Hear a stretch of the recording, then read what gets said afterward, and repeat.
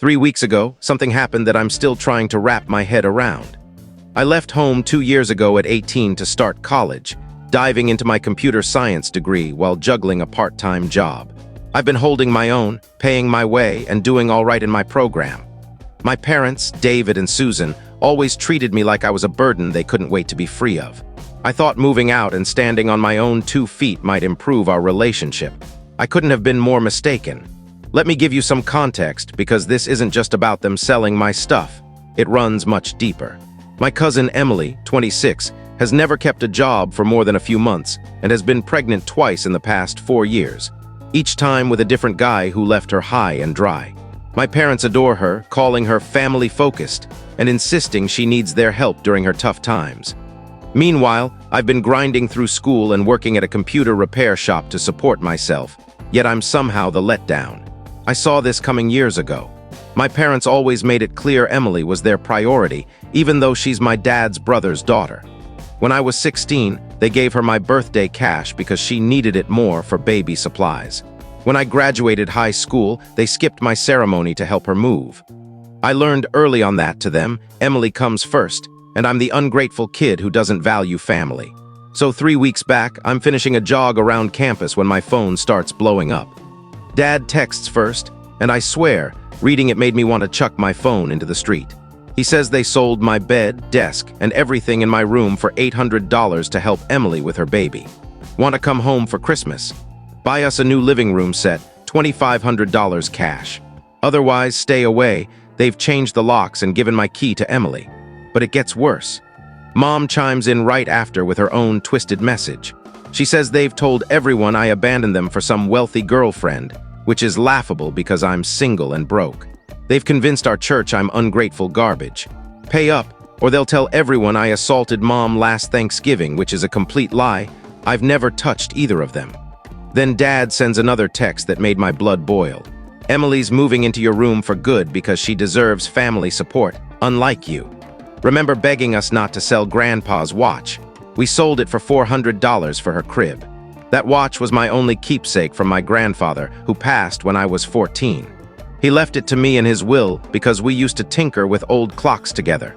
It was a 1960s Omega he wore for 40 years. They knew how much it meant to me. I cried when I read his will and saw he remembered our time together. But Mom wasn't done. She adds that the neighbors think I'm a drug addict and asks if I want them to confirm it.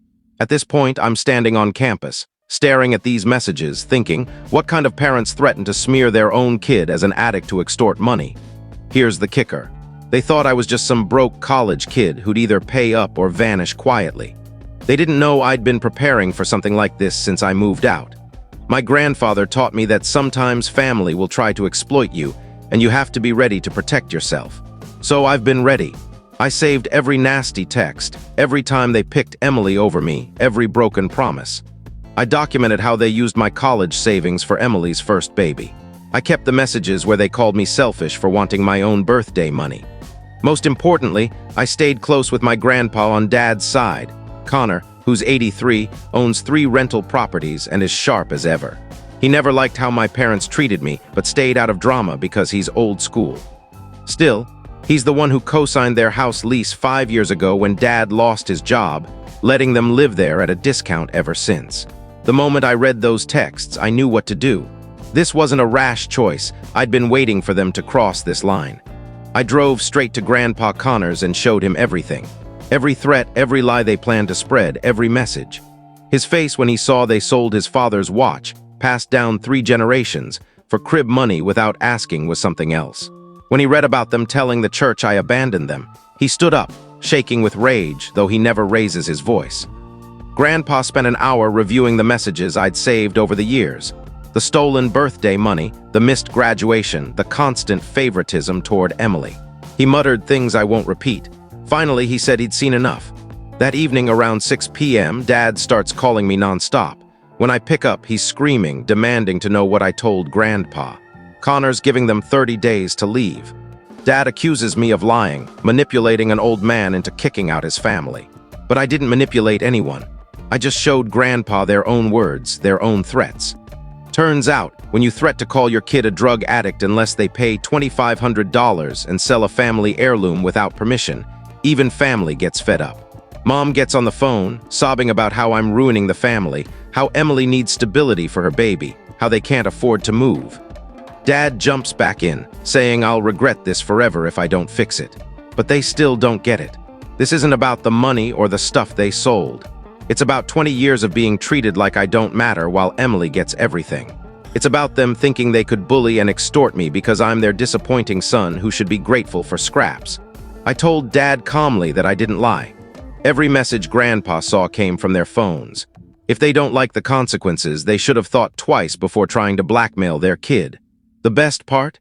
Emily doesn't know what's happening yet. She thinks she's got my room and my parents' support. She has no clue they're about to lose the house and have 30 days to figure out where to go. This is just the start. I've got 2 years of college left, and I'm already planning my next steps. They wanted to play games with family loyalty. Let's see how loyal everyone stays when the truth comes out. Update 1. Wow, the support from everyone has been incredible. To those saying my parents had this coming, you're spot on. And to the person who said I should have seen this years ago, trust me, I did. That's why I was prepared. It's been 2 weeks since Grandpa Connor issued the eviction notice, and my parents have gone off the deep end. They're calling me constantly, showing up at my job, even coming to campus. They refuse to take no for an answer or own up to their actions. For the first few days, Dad tried different tactics. First, he guilt-tripped me about destroying the family and leaving Emily homeless with a baby. When that failed, he switched to rage, yelling about how ungrateful I am after all their sacrifices. Sacrifices. They spent my college fund on Emily's first kid and made me work to pay for school. But here's where it gets wild. When Dad saw I wasn't budging, he finally revealed why they've always treated me like dirt compared to Emily. Apparently, when I was born, they wanted a girl and had already picked out names and bought pink clothes. When I turned out to be a boy, Mom spiraled into a strange depression for months and refused to bond with me. Then, when Emily was born 8 years later, Mom decided she was the daughter she always wanted, even though Emily's not her biological child. Mom treated her like her own, and I became the kid who ruined her perfect family dream. Dad went along with it because it was easier than arguing with Mom about her obsession. This explains so much about my childhood. Why Emily got the bigger room, better gifts, family trips I wasn't invited to. Why they paid for her first apartment but made me work at 16 for my own clothes. Why every talk ended up about Emily's needs. Dad had the audacity to say I should understand why they prioritize her, because she's had a tough life with 2 failed relationships and no career path. Meanwhile, I've been grinding through school, working, and never asking for handouts. Apparently, being responsible makes me less worthy of love. The worst part? Dad said selling my stuff and demanding money was meant to teach me about family loyalty. He thought I'd either pay up and accept my place or quietly disappear.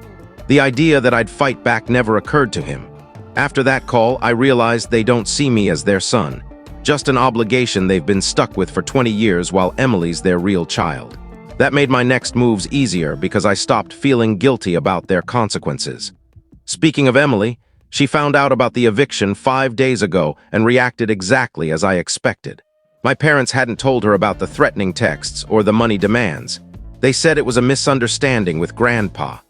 Emily showed up at my job, 8 months pregnant, demanding to know why I'm being so cruel to people who just want family unity.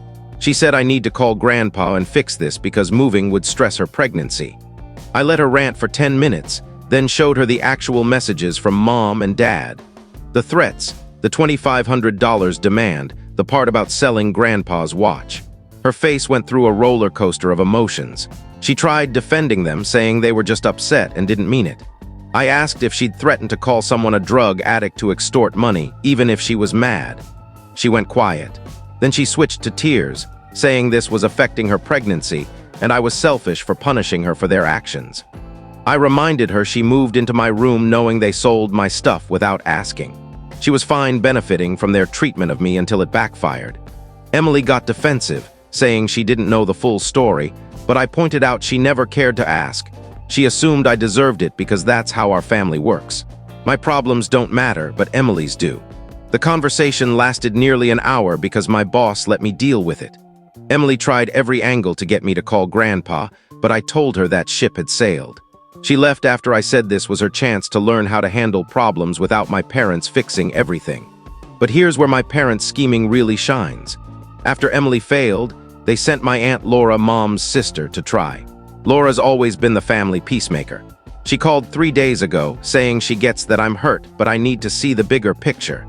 She said Mom's had mental health struggles since I was born, which is why she bonds better with Emily. Laura urged me to be the bigger person and help find a solution because family forgives. When I asked if she knew about the threats, she said Mom mentioned an argument but claimed I was being stubborn about money. So I sent Laura the screenshots, everything. She went silent, then admitted she had no idea it was that bad. She apologized for pressuring me without the full story. Turns out, Laura lent them $3,000 last month for Emily's baby expenses, but now suspects it went to their bills while they tried to extort me for furniture money. Laura's furious about being lied to, but my parents aren't giving up. Yesterday, Mom showed up on campus, sobbing, begging me to ask Grandpa for more time to find a place. She said apartments are too expensive, and they need their deposit back from Grandpa to afford rent. I told her they should have considered housing costs before threatening to smear me to steal money. She cried harder, saying she didn't mean for things to escalate. But I saw through it. She wasn't sorry for what they did. She was sorry it didn't work. She was sorry I had the means to fight back. If Grandpa weren't involved or I hadn't kept evidence, they'd have gotten away with it. The eviction deadline is in 2 weeks. Emily's due to give birth in 3 weeks, and I've got one more big move planned that'll shake their world. They think losing the house is the worst of it, but they don't know what's coming. Time to show them what happens when you spend 20 years treating your kid like he's worthless. Update to you guys, yesterday was unreal. My parents pulled out all the stops with their manipulation, but I was ready. Remember my big move? I didn't even need it because they handed me the perfect chance. It's 1 week before their eviction, and Emily went into early labor yesterday morning. Instead of heading straight to the hospital, my parents saw it as their shot to guilt me into fixing everything. Dad showed up on campus at noon while I was between classes, with Mom and Emily in tow. Emily was having contractions in the backseat, clearly in pain. Dad said I needed to come to the hospital because it's my nephew's birth and family should be together. I saw through it instantly. They thought Emily's labor would make me so emotional I'd cave and call Grandpa to delay the eviction or even help financially. Classic manipulation. Use a big moment to make someone forget your wrongs. But I'd been preparing for this kind of stunt for months. While they were scrambling for apartments and begging relatives for cash, I was ready for their final desperate play. Here's what I hadn't mentioned. There's a family WhatsApp group with aunts, uncles, cousins, and close family friends. About 30 people. Mom created it years ago for updates and photos. My parents have been using it to spin a story that I'm in a rebellious phase, refusing to help during their tough time, making themselves the victims of an ungrateful son. So when Dad said I needed to go to the hospital, I agreed. But first, I'd make sure everyone knew why we're here. In the campus parking lot with Emily in labor, I posted screenshots to the group chat. Every threat, every money demand, every lie about me hitting Mom or being a drug addict, the texts about selling Grandpa's watch. I wrote, "Since everyone's asking why I won't help during this difficult time, here's the truth about what they said and demanded." I kept this private to protect them, but since they're using Emily's labor to manipulate me publicly, everyone should know. The response was instant. Within minutes, family members were shocked. Aunt Laura confirmed the messages were real. Uncle Marcus, the family's voice of reason, said this level of blackmail was unacceptable. Great-Aunt Clara, 87 and usually drama-free, wrote, "David and Susan, I'm appalled. Threatening to call your son a drug addict to steal from him? You should be ashamed." Dad saw me typing and freaked out, demanding to know what I was doing. When I showed him the chat, he lost it, screaming that I was ruining their reputation and making Emily's labor about my grudges. That's when it hit me. He wasn't mad because I was lying. He was mad because I told the truth. Their own words left no room for defense. Mom begged me to delete the messages, saying it wasn't the time for drama with Emily in labor. I told her she was right. Threatening your son for money wasn't the time for drama either, but that didn't stop her. The chat exploded. Family members shared their own stories of being used by my parents. Uncle Nathan mentioned lending them money for car repairs 6 months ago, only to see them take a weekend trip. Cousin Lily said they guilted her into free babysitting for Emily's first kid for months, claiming they couldn't afford childcare, then bought Emily a new phone. The most damning came from Grandpa Connor, who rarely uses tech but saw the chat. He wrote a long message explaining why he issued the eviction. Their years of exploiting his cheap rent while mistreating me, capped by selling his father's watch. He said anyone could help them, but he wouldn't enable their abuse of me anymore. Emily was in serious labor, but my parents spent another 10 minutes arguing with me in the parking lot about the chat instead of getting her to the hospital. Dad said I'd ruined any chance of reconciliation, and that once Emily's baby was born, everyone would see I'm the problem. Mom sobbed about being humiliated and unable to face family. I told them they earned this reaction. If they're embarrassed by their own words, maybe they shouldn't have sent them. It took me insisting Emily needed a hospital before they left. I didn't go to the hospital. After 20 years of being treated like I don't matter, I wasn't going to pretend everything was fine for a baby's birth. Emily has plenty of family support, and my presence would have caused more drama. Since yesterday, 7 family members have offered to help me with school costs, internships, or support. People who I thought bought my parents' story actually suspected something was off and were waiting for the truth. The group chat's gone silent on helping my parents with housing or money. The family first vibe vanished when people saw what they were enabling. Emily had her baby this morning, a healthy boy named Connor after Grandpa. The irony of naming him after the man who evicted them isn't lost on me. I bet they'll tell Connor I abandoned them during his birth, but I've got screenshots saved. When he's old enough to ask why I'm not around, he'll see what his grandparents and mom prioritized when he was born. 4 days until their eviction deadline, and no one's offered to help them move. I've never been more sure I did the right thing by exposing them. Final update, holy crap, it's over. Yesterday was their eviction deadline, and my parents pulled their most desperate stunt yet. But I was ready with something I'd been planning from the start. Around noon, Dad called, sounding different, apologetic, reflective. He said he'd been thinking about our relationship and realized they'd made mistakes. He wanted a family meeting to talk honestly about moving forward. I knew it was a ploy, but I wanted to see how far they'd go. Dad said they're at a motel near the highway with Emily and the baby, asking me to come so we could talk without distractions. The motel choice instead of a neutral spot was a red flag. The second was Dad saying Emily wanted to apologize personally and didn't mean for this to happen. Suddenly, Emily cares about me after years of indifference. I knew they'd try a face-to-face manipulation when they were desperate enough, and I was ready to say what I needed to. I drove to the motel, a grim place for people with nowhere else to go. Dad met me in the parking lot, giving a speech about learning from this and wanting to be a better father. He said losing the house showed him family matters most, praising me for working hard and staying out of trouble. It was a solid performance, but I've known them too long to buy it. Inside, the room was bleak. Emily sat on a bed with baby Connor, Mom hovering nervously. Emily launched into an apology about not realizing how taking my room would hurt me, saying she was scared as a single mom. Mom admitted her threats were wrong, blaming personal struggles. Dad said they've learned their lesson and want to rebuild honestly, but they need a place to stay and hoped I'd talk to Grandpa about another chance. They weren't asking for money, just my influence with Grandpa. It was so rehearsed I almost clapped. They thought they could guilt me into fixing their mess after everything, so I laid it out. To Emily, I said her apology was hollow. She wasn't sorry for taking my room, just the consequences. She knew they sold my stuff and went along with it. To Mom, I said her issues don't justify 20 years of treating me like I'm less than Emily. Her threats showed her true colors. To Dad, I said his performance proved he learned nothing. He was sorry his plan failed, not for threatening me. I told them they spent 20 years showing I don't matter unless I'm useful to Emily. They made it clear my feelings, belongings, and future are secondary to her needs. Dad tried saying they love me just as much, just differently. I told him their own texts prove otherwise. Their real mistake wasn't the threats or selling my stuff. It was thinking I'd stay the powerless kid they could push around. They didn't expect me to have resources or fight back. Mom cried, asking where they'd go, how they'd care for Emily and the baby. I said they should have thought of that before threatening me. Emily asked if I wanted my nephew homeless over a family fight. I said Connor's in this spot because his mom and grandparents chose manipulation over respect. Dad said family doesn't abandon each other in hard times. I agreed, which is why their betrayal was unforgivable. As I left, Mom asked if this is how our relationship ends. I said it's not ending, it's always been this way. I just stopped pretending. I blocked their numbers and left the family chat. For the first time, I'm free from worrying about their next betrayal. I've got 2 years of college left, a good GPA, professors helping with internships, and family who support me. I'm building my life without people who see me as less than Emily.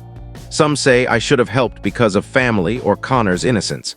But Grandpa taught me that protecting yourself means not fixing others' bad choices. My parents had 20 years to build a relationship based on respect. Instead, they chose Emily and expected me to take it. Now they face the consequences.